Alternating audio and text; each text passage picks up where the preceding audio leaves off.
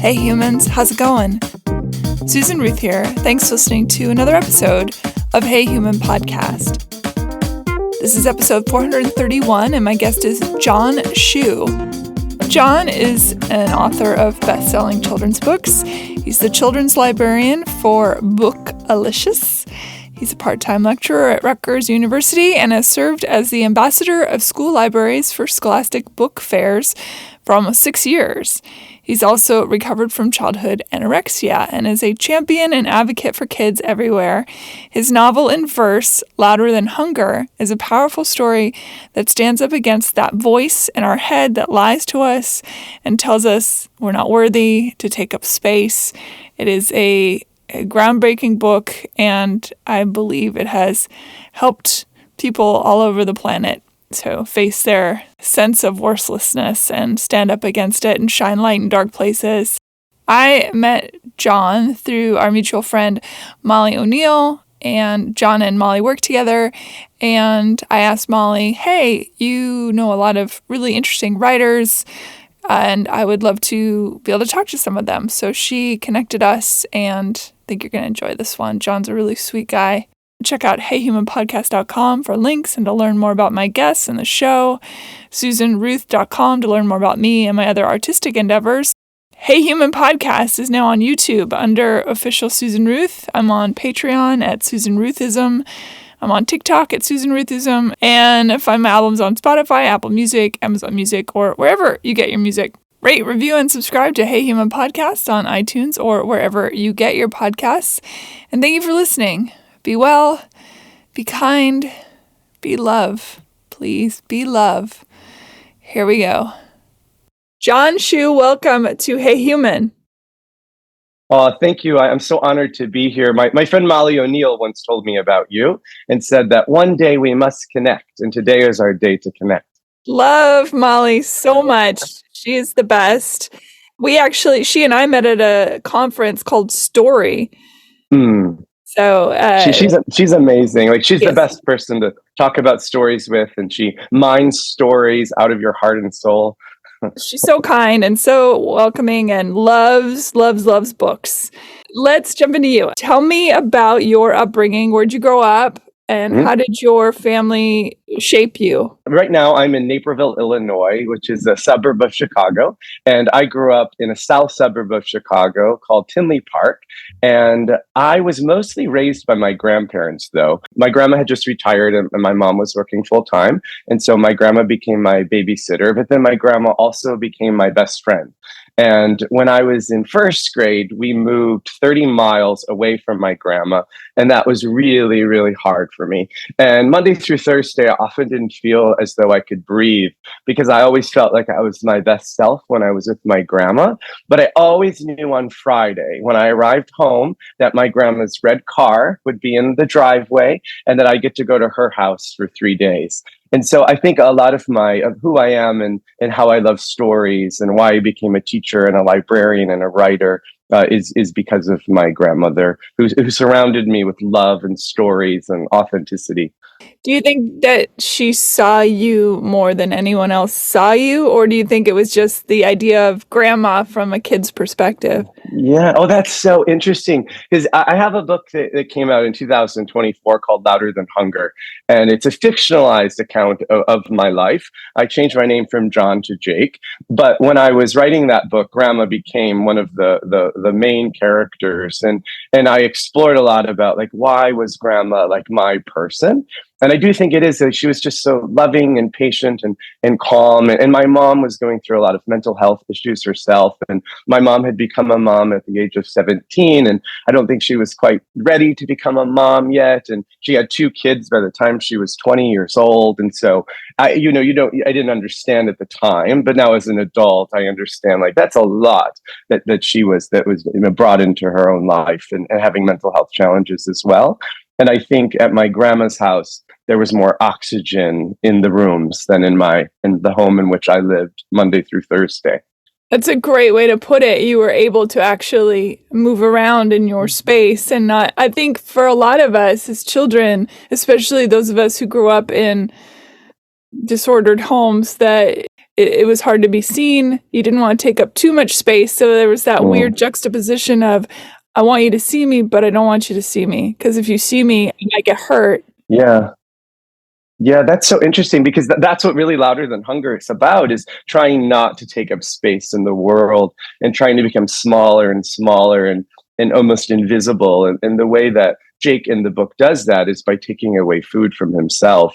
And for a long time, grandma's house is the place where the voice meaning that inner saboteur in your head that tells you that you're worthless and tells you that you're a miserable person and you don't deserve to be on this planet, is super loud when he's with his mom and dad, when I was with my mom and dad. But it was a little bit quieter when I was with my grandma. But eventually, even at grandma's house, the voice is there and the voice is loud. And in my one safe space is no longer as safe because the voice comes with me rather. Does that voice sound like your voice, or does it sound like somebody completely different? Yeah, in the beginning, I didn't know it was my own voice, right? I thought it was somebody else talking to me because the voice starts off quiet and then it gets louder and louder and louder. And then all of a sudden it's taking over your entire brain. And in my own therapy and in the book Louder Than Hunger, Jake has this aha moment of, wait, this is actually me. I'm the person who's sabotaging myself. And I can actually talk back to that voice. In my life, as adolescence, that voice was always a capital V.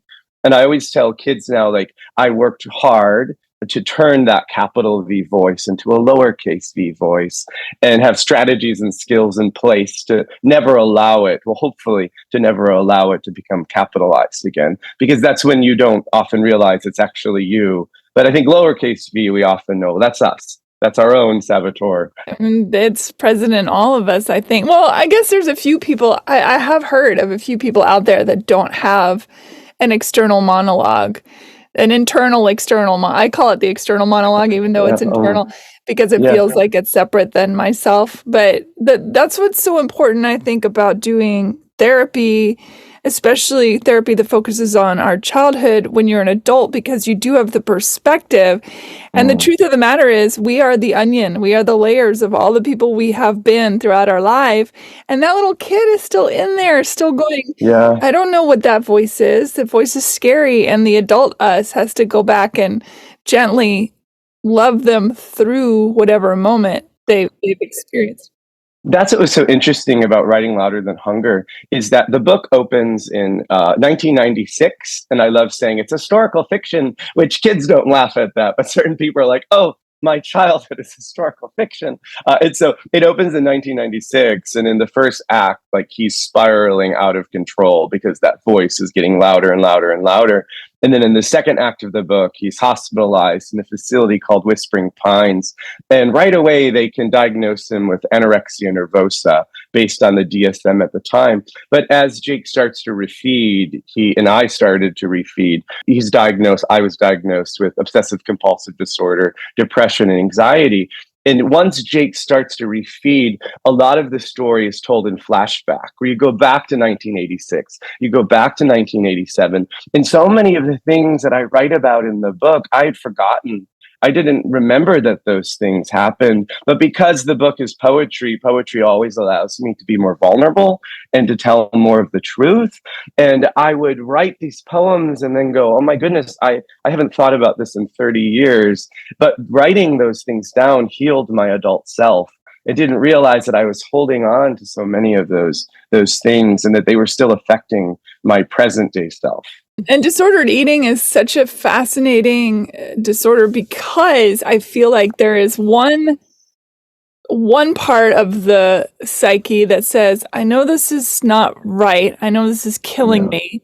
I know that it's unhealthy.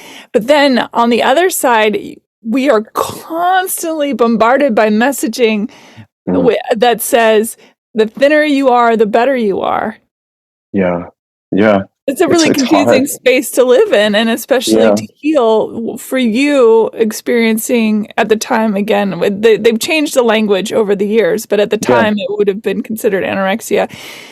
Firstly, relatively rarer in males. And I think people maybe don't necessarily, people who have experienced it in their lives understand this, but for those who who are listening that don't know, it's really not about the food per se. No, It's not at about the all. control, the Yeah. feeling of being able to control this one thing.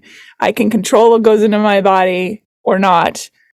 Yeah, and for me, and in the story for Jake, that's what it is. It feels like it's a best friend because he doesn't have any friends other than his grandma. Well, he does have a friend named Emily Dickinson, but she, of course, doesn't know that he exists. And she could be a real downer. But he does. And I did too. Like, I used to talk to Emily Dickinson all of the time. And so he has Emily, and he has his grandma, and he loves Sondheim, he loves musicals, as do I. So for me, it was my way of controlling like everything going around me that I couldn't, but I could control what was going in my body, and always, like, I'm so grateful you said it really has nothing to do with food. It's like, manifestations of something else, and you've got to figure out, why are you doing this to yourself? Were your parents at this time noticing this aspect of you?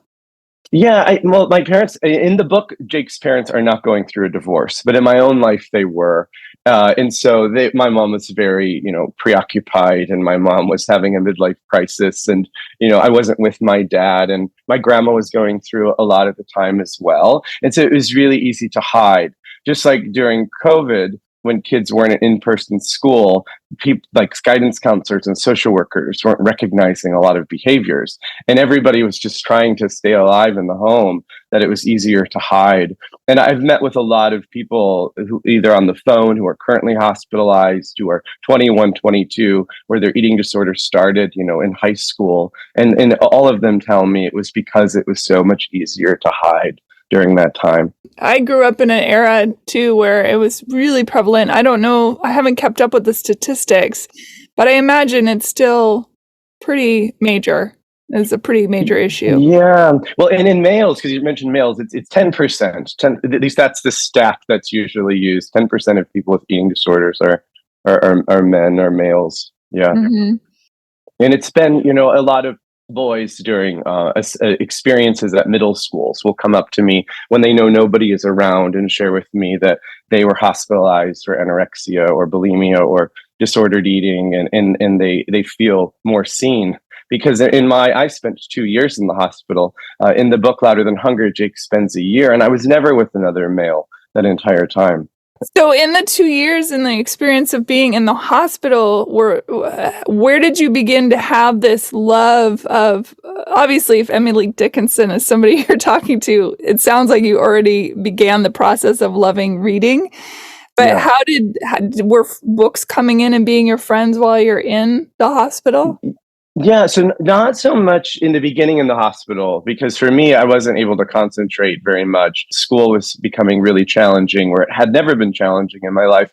I always did well in school, but when you're not feeding your brain, it's hard to focus, and it's hard to do work, and it's hard to be present. And so once I started to refeed again, story and then music and poetry became a big part of my life. And I always tell kids that I'm living, walking proof that music and theater can save you.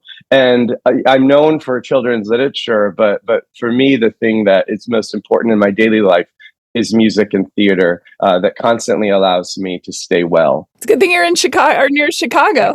Yeah. I'm not here much because I travel every week, but yes, I do all my writing in New York City. Lots and lots of plays and musicals. So I always say, like, I as long as I meet my writing goal for the day, I can see a musical. So it's good. It's good encouragement. How did you convince yourself to refeed, to start eating again? What was that stepping stone?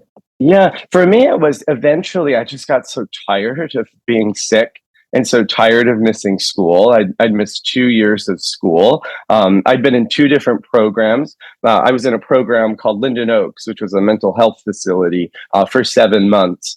And after 7 months, they essentially kicked me out because they said, like, you keep starting over the program. Like, you've been here the longest. Like, you're doing the same exercises again. There's truly nothing else we can do for you because you're not helping yourself, and you need to start doing what we're asking you to do. But I was very, very stubborn, and so they kicked me out of that one. And then I went to a much more of a medical facility where there weren't as many people with eating disorders, and I think that was the right program for me. because, as you probably know, people with eating disorders are very competitive and they want to be the best at their disorder. And unfortunately, so many people learn from each other how to be better at their eating disorder, and they manipulate each other. And I was very competitive and I was very manipulative. So for me to be in a program that didn't have as many others with eating disorders was really good for me. And I think that type of environment allowed me to actually start doing the work. For me, I always remember when I was in the 7th grade, I was pretty sure I had an eating disorder, and I'd go to the public library all the time. The library was my safe space as well, just like grandma's house. And I vividly remember finding an isolated library carrel and typing into the old, probably Apple IIe terms like anorexia and bulimia and eating disorder. And it led me to such toxic things. It led me to so many articles about Tracy Gold, because Tracy Gold from Growing Pains was in the news a lot then. I discovered Karen Carpenter, and I discovered so many books that I would never name because those books served as how-to manuals. And I remember I would read a chapter and then I would just do exactly what was in that book. And so many people like me work to report books like that and to report websites, and not as censorship, but to say these are materials that are not good for people who are vulnerable for eating disorder. It's not good for anybody because it glorifies the eating disorder or disordered eating in so many ways. Well, that's kind of what I was speaking to also in the beginning of our conversation, is that we live in a society that does glorify it. It's getting, I grew up in the modeling world. I hit 6 foot at 14. They're not exactly encouraging you to have snacks in that world, you know? Yeah. And to your point, it does become very competitive with the other people around you. And then you're shown images and you're expected to look like these images. Yeah, it's very influential. Yeah. And with Instagram and with, all social media. My book, as I said, takes place in 96 when it happened to me. I couldn't write about, I think, the experience now. It's so different from what I went through. There's also the language at home. I remember my mother struggled with her weight. She was overweight for a lot of my childhood. My father had been overweight before he married my mother, and then decided that he was fat and lost a ton of weight. And in my humble opinion, I think he's had body dysmorphia ever since. He's incredibly thin. So I grew up in this house where there was the one voice, my father's voice, saying, "Oh, that's so fattening. That's got so many calories." And my mother sneaking and hiding food. And those messages that's little kids pick up on all of that conversation. Yeah. So interesting. I just remembered something I haven't thought about in a long time. When I was at Linden Oaks, again, I was there so long that I was hospitalized with somebody who was 16, and then later with that person's mother. And it was so interesting because I heard everything from the 16-year-old about her mom and how her mom, she thought, really helped create her eating disorder. And then to be with the mother and to hear what the mother said about her daughter, I felt like I shouldn't be there. I shouldn't have been able to hear these two different conversations. But yeah, that's when I truly realized at a young age that a lot of people with eating disorders, it is because of the messaging in the home and how food is seen and talked about or protected. Yeah. And we think of disordered eating, I think, a lot, and as a society as, oh, this person is starving. But there's also the other side where people are hiding by putting weight on. I have known individuals who that's their way of staying invisible in the world, is they just keep feeding themselves so that they would be considered, quote unquote, undesirable to the world at large. Yeah. And I've been hospitalized with people like that. Yeah. It's so important to get those conversations out into the zeitgeist, because there's so much stigma around it still. And the stigma goes both ways. It's again, like we talked about, this weird badge of honor in the community itself, and then this sort of, oh, not my child, or oh, I'm not hearing the messaging going on. So I'm glad that we kind of got to cover that. Moving from that, tell me about when you started to get what you were feeling inside and the stories you wanted to come out. What was that process? Like, when did I say to myself, I'm going to start writing stories? Yes. Yes. Yeah, I love telling this story. So let me go through my background. So I was a third grade teacher for 3 years, and I loved being a third grade teacher. I thought I'd always be a third grade teacher. And then I became a fourth grade teacher, and I loved teaching fourth grade actually more than third grade because I looped with my students, and I had the same students for 2 years. And that was magical because on the first day, I knew everything about their reading lives and their writing lives, and they knew me, and the community had already been established, and we got busy right away. And then I went to library school to learn how to be a librarian. And I transitioned from being a classroom teacher in the school where I'd been a homeroom teacher to the school librarian. And that was magical because you got to follow kids from kindergarten through grade 5. And I did that for 9 years. And then I left and I became the ambassador of school libraries. And I used to travel all over the country advocating for libraries and librarians, and was speaking 200 days a year, and was talking about books nonstop and other people's stories, which is really, really important to me. But someone named Molly O'Neill had been seeing my presentations and she kept saying, John, I think that you're a writer. And I think you have stories inside of you. And I kept saying, no, Molly, I don't. I'm not a writer. And I kept having Molly check in with me every few months. And then in 2017, Amy Krauss Rosenthal, who is one of my favorite authors, she wrote books for adults and books for kids and did lots of social experiments in the city of Chicago. And she was John Green's mentor. And in 2017, she shared with the world that she had terminal cancer, and she'd been keeping that private for a long time. And 2 weeks after she shared that on Instagram, that she had cancer, the New York Times ran a piece that she wrote in which she was looking for a new wife for her husband before she died. I remember this. And it was really sad, and it went viral, and there was lots of white space at the end of the piece because the story wasn't over yet. And then approximately 2 weeks later, Amy passed away, and StoryCorps had been holding on to a conversation between her then 19-year-old daughter, Paris Rosenthal, and Amy. And in it, Amy Krauss Rosenthal said, make the most of your time here. And when I heard that, make the most of your time here, I started sobbing. I always tell people, don't listen to that interview when you're driving, like listen to it like in a private place. And when I heard that, I truly wrote Molly O'Neill. And at that time, she was an agent. And I said, Molly, I am ready to start writing stories now, which is why the first book that I wrote, called This Is the Story, is dedicated to Amy Krauss Rosenthal. And I wish Amy Krauss Rosenthal were still here. She had so many more stories to tell, but she continues to inspire people. And I've shared that story on NPR, and I then got connected with her family, and her sister-in-law is a teacher, and I send her sister-in-law copies of my books when they come out to give away. So yeah, it's because of Amy Krauss Rosenthal and because of Molly O'Neill, who saw something in me that I didn't see in myself.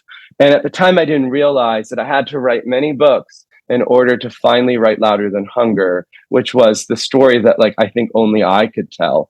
And that people were really surprised that I wrote, because my book, This Is a Story, is all about libraries and my love of story. And people know that, who know me. And my book, This Is a School, is about my love of school. People know that. But people didn't know that all of the mental health challenges that I went through helped me become the person I am today. Yeah, I love, what a beautiful story. And in my belief system, she does know, and she is there, and she has read it, and she is a part of it because she's a part of all things now. Yeah, I agree. Yeah, for sure. You write, do you have a tendency to write in a verse style?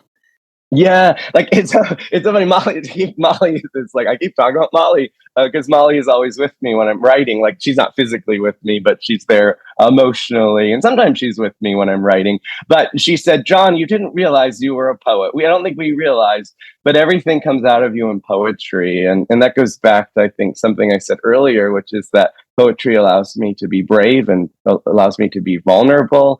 And I love how you can play with the page.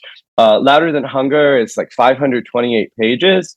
Some editors would have gotten it down to 200 pages. because it's a novel in verse, so they're all poems. But I needed to take up space on the page, and I needed to play with the page. And Jake and I had a really hard time at one time taking up space on the page. I mean, it's taking up space in the world, but not on the page. Yeah. Like, I love playing with the page. It's a beautiful juxtaposition of a person who was trying so hard not to be seen, and then now you get to be seen all over the place. Yeah. I actually really enjoy books like that. It's what drew me to. Do you know the author Sark? I do not, but I'm writing it down. Very colorful. Takes up every little corner, every little space. Just no rules. It speaks to our inner child. Yeah, it really does. Yeah. Yeah. Let's talk about libraries for a second. Yes, I'd love to. For me, libraries were incredibly important as not only a refuge from my home.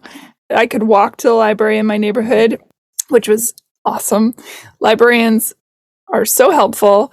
When I changed schools my senior year, I was so terrified. I spent the first 2 weeks in the library eating my lunch until the librarian came up to, it makes me want to cry, came up to me and said, you can't spend, sorry, I don't know why I'm getting emotional about it. No, please. No, do, because that's what libraries do. She came up to me and she said, you can't spend your life in here. You have to go be in your life down with all the kids and stuff. Yeah. And so I did it, and I was so scared, and it was the best thing ever. I sat down, I just sort of picked a place to sit amongst all these people that were chattering and who had grown up together. I ended up in a school where the kids had grown up since second grade together, basically. And here I was, a senior. Person. I was brand new. I didn't know anyone, and they all knew each other. And I just sat down in a space, and the people around me were so lovely. And in fact, one of those women is my friend to this day, Jen. Shout out, Jen. and it's just, if it weren't for that librarian seeing me and sort of pushing me out of the nest. Yeah. So I already have a soft spot for them. Yeah. Yeah. And that librarian knew that you would be okay out there. I think in some situations, the librarian would have let you stay, knowing like this may not have been a safe space for you to leave, right? But she knew, she could see that you're going to be okay. There's going to be people down there who are going to accept you and love you, and you'll end up knowing them all these years later still. Yeah, she knew her students better than I did because I was new, but she knew, the type of person. She knew them. Yeah. Oh, that's beautiful. Thank you for sharing that. Oh, yeah. I got very emotional about it. I don't know. I guess it's still that little kid, even though I was, I would have been 17. That's still a kid. It is. Yeah, it's hard. It's a hard time. Yeah, for sure. Well, let's talk about your being a librarian, and let's talk about Bookelicious a little bit. Let's all of that. So Bookelicious is a startup out of California in the San Francisco area. And I ended up joining Bookelicious because of the founder. Her name is Leanne Borders. And when I was in high school, 17, like you just mentioned, I would go to the library a lot. But I started to transition to actually going to bookstores more. And where I lived, you had two choices. You had Barnes & Noble and you had Borders. And when I was in one mood, I would go to Barnes & Noble. In another mood, I would go to Borders. And I realized now as an adult, I loved going to Borders when I was in a certain type of mood, because it was more like an independent bookshop feel. It felt more indie, and there's lots of music and records, and it was kind of more messy, I thought. Leanne Borders is of the Borders family that founded Borders. Her husband is Louis Borders. And so I just loved that she was taking a lot of the philosophy of the Borders that I loved when I was in high school. And I do all of my speaking and school visits through Bookelicious. It's a really beautiful match. Are you concerned about the state of libraries and the peril that librarians face? Yeah, always. I mean, it's hard. Books are being challenged. People are being challenged. I think that kids' lifelines are being challenged.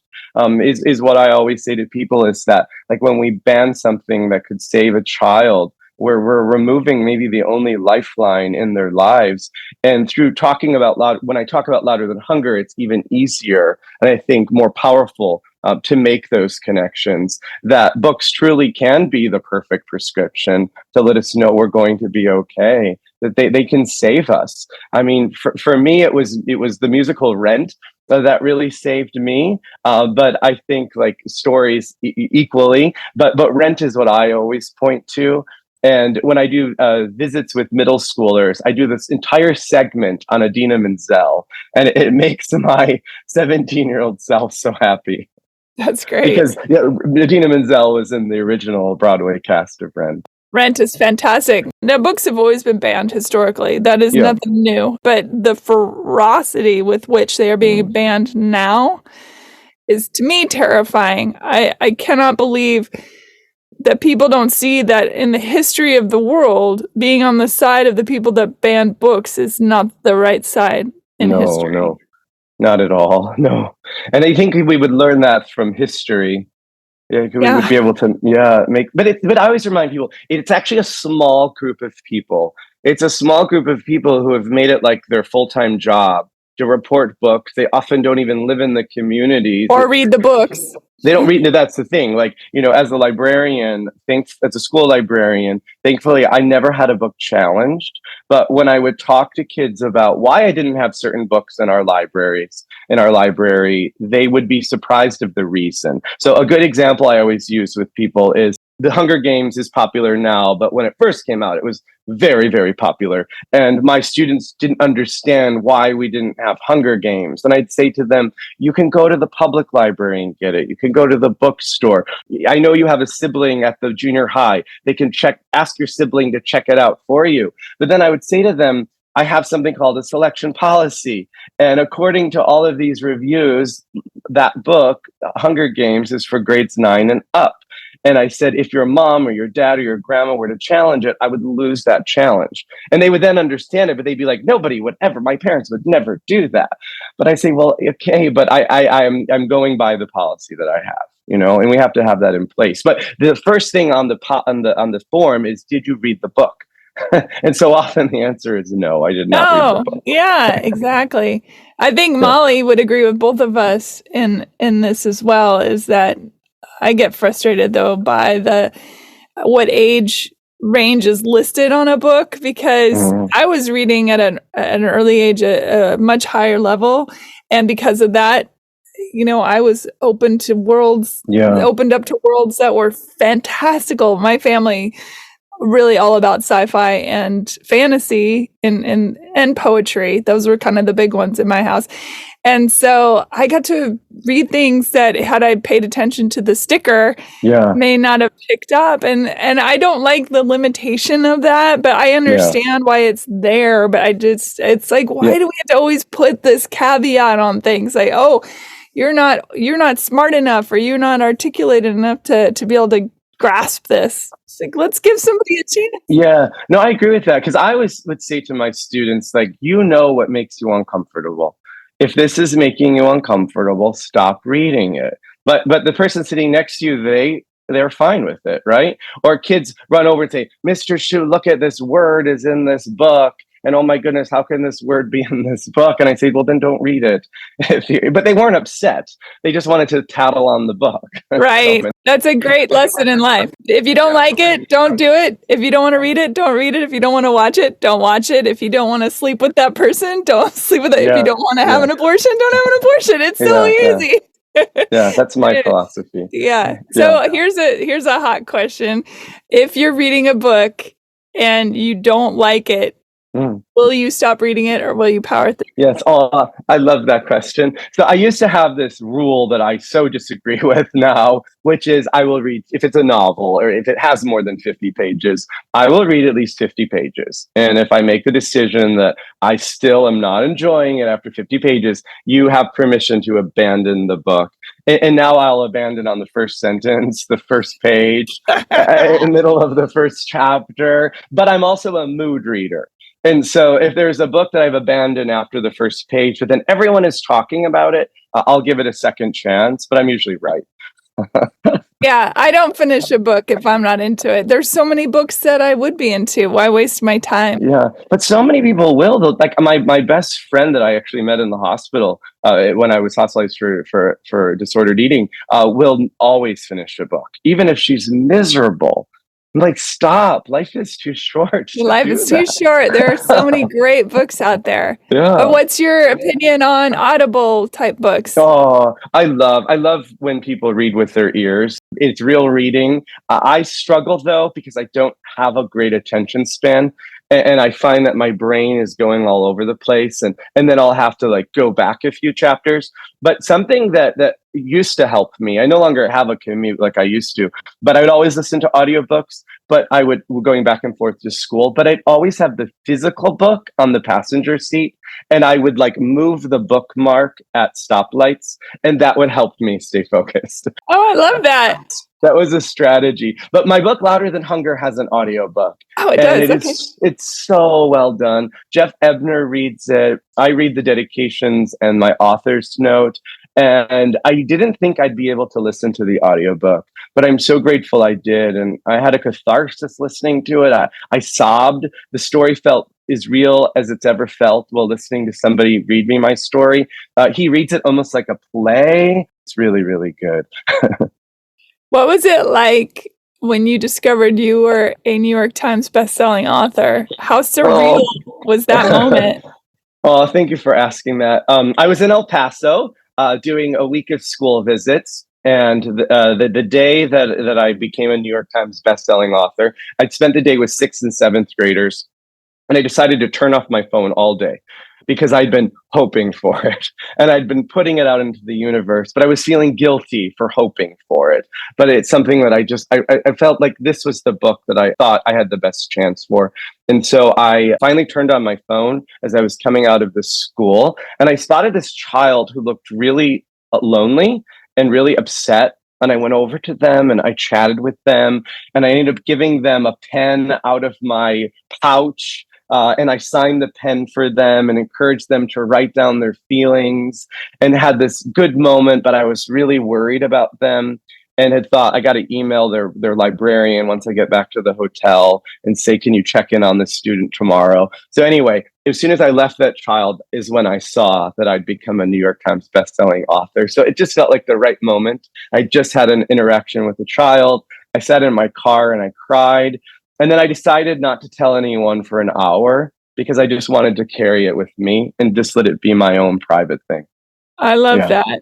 Well, congratulations. Yeah. Oh, thank you. Thank you. Yeah, it's a beautiful acknowledgement for somebody who, I think, speaking with you for this short amount of time, it's clear that your passion and your love for writing and being present in the world and being there for kids, it's all there. So it's lovely to be recognized. No, it's the biggest honor. Like I love school visits more than anything. I feel like I'm still a school librarian, just without my own library. I get to do my favorite part about being a school librarian, which is connecting with kids and seeing them.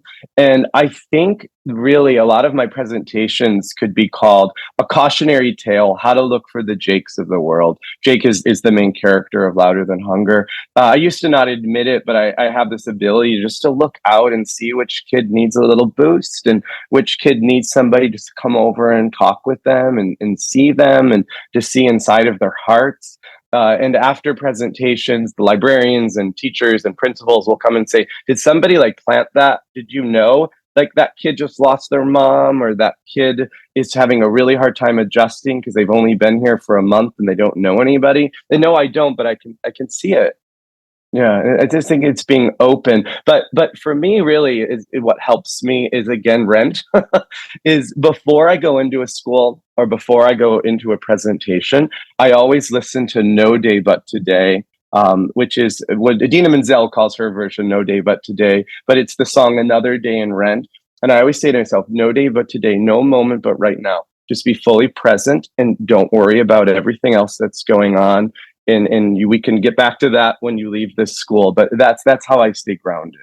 Yeah, I think likely the reason why you have that magical ability is because you learned that your own pain was worth helping. You learn that you were worthwhile enough to be heard, because you have to hear yourself too as a kid. You have to decide that you're worth sticking around for. It's a tricky little line to cross. Yeah, I didn't want to. I end my presentations with the 7th and 8th graders by reading aloud a poem that I wrote for adults, in which there is no Jake. It's all John. As you've seen, it's hard for me. Like, I go back and forth between saying myself and Jake, but we're all one. And in that poem, I share with kids that when I was 14, I went on the Oprah Winfrey Show. And a lot of them don't know who Oprah is, but I tell them in a moment as much as I can about Oprah, mostly focusing on Oprah Winfrey loves books, and she has a book club. And I told Oprah that I never wanted to get better because I didn't think I could ever get better. And a lot of kids, when I read that part, say, whoa, like that I said that out loud, that I didn't think I would ever be able to turn off that voice. But for them to be able to see there is a way through, and there is a path through, and that there is a way to find joy again in your life. And I tie it then back to that it's musicals and music and theater and story.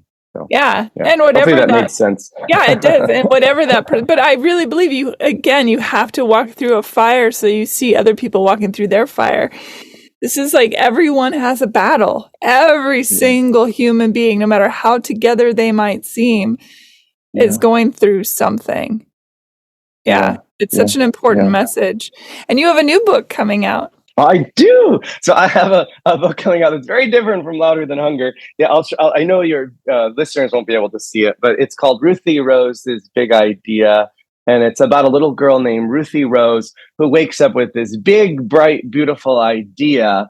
And her big, bright, beautiful idea, I didn't know for a long time. But this little girl kept telling me she had this big, bright, beautiful idea. So I had to write the book in order to figure out what it is. And I'll spoil it and share. Her big, bright, beautiful idea is to create a poetry place within her school, which is a space for kids to come together and share their passions and interests and to connect through poetry. I love the illustration. It's beautiful. Oh, aren't they wonderful? Yeah, Holly Haddam is the illustrator. They're so vibrant. They like jump off the page. Yeah, really beautiful. How is that as somebody who writes books that oh God, they're gorgeous. Who write books that have images in them? What is that kind of process in finding an illustrator like? Yeah, that's the most exciting part of the process. It's different for different publishing houses, different contracts. But the way that I do it with my editor is when we're done with a manuscript, we say, okay, this is the final. I go away and I create like a portfolio in some ways of people's art. And I share it with her and the justification for why I think each of those artists would be good for the book. And then she does the same. And almost every time there's one person we both have picked. And then we hope that person says yes. So yeah, I've been very lucky. All the illustrators of each book are magical and wonderful. Yeah, I love it. Why do you go to New York to write? Why there? Yeah, well, it's really because of the Bethesda Fountain in Central Park. I learned about the Bethesda Fountain from Tony Kushner's Angels in America. Not through everything. Well, I've now seen the play on stage, but through the miniseries that had Meryl Streep and lots of other actors like Emma Thompson. I was just fascinated with the opening sequence that always ended with the angel's face, and then the angel turns and looks at you in this really interesting way. And I would watch that on repeat. And I had never been to New York before at the time, but remember saying, one day I'm going to go to New York and I'm going to visit this statue. But I didn't know that statue would end up being like a muse for me. And whenever I'm stuck, I go there and I talk to that statue, and I do a lot of pre-writing sitting next to the statue. The walk from where I stay in Manhattan, I always stay at 46th and Broadway. The walk from there to Bethesda Fountain, I'm clearing my brain and opening my heart, I always tell kids. But then I spent so much time with Bethesda when I was working on Louder Than Hunger that Bethesda becomes a character in Louder Than Hunger, but I had to change the name from Bethesda to Frieden because I do not live in New York City. Weird, I walk in the park here and all that, and it's lovely, and there's dogs, and it's fun, and all that. But there is something, and maybe it's because so many writers have walk that park and their energy is there or something. Yeah. But there is something extra about walking through Central Park as far as it eliciting this creative thing of just existence. Yeah. Especially in October when the leaves are changing. That's my favorite. You're wearing a coat. I don't like it as much when it's 100 degrees. No, it's not fun when it's hot. Right? So it's very hot in California right now. It's so hot. So very hot. No, the fall is the best everywhere. Yeah, I love fall. Chicago's spring, though, is perfection. It's become shorter and shorter, but I do love it. Tell people how they might find you or how they can get it. You've written a ton of books now and you do the touring and you talk and you've got all this stuff going on. What's the best way for people to follow you? Yeah, so the best way is my name, John Schu, JohnSchu.com. And then that has links to all the ways to connect.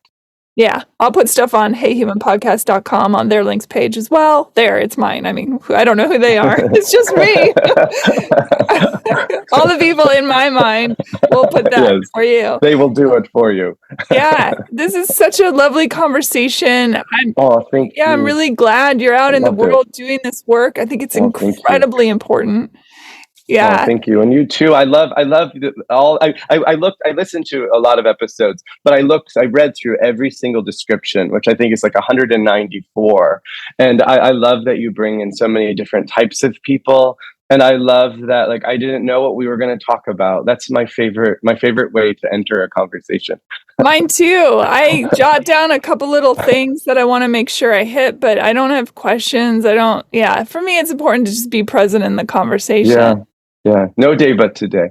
Exactly. And actually, it's 423 episodes. Oh, I'm sorry. I was way off. No, it's okay. I think that the iTunes one only shows you a certain amount at a time, but no, I've been doing it 8 years. There's a ton. That's amazing. It's a little bonkers. Yeah. So, and thank you, Molly. And yes, thank you, Molly. Great. I wish you so much success, and thank you for seeing kids because it's so necessary.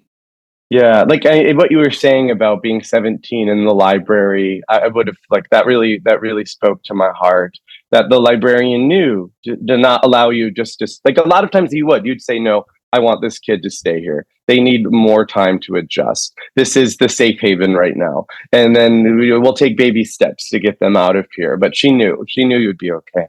Yeah. And she gave me 2 weeks to wallow in my fear and then was like, okay, that's good. You're good. You'll be fine. Yeah, let's do it. Yeah. And I'm glad you were. Yeah. But thank you. This was so much fun.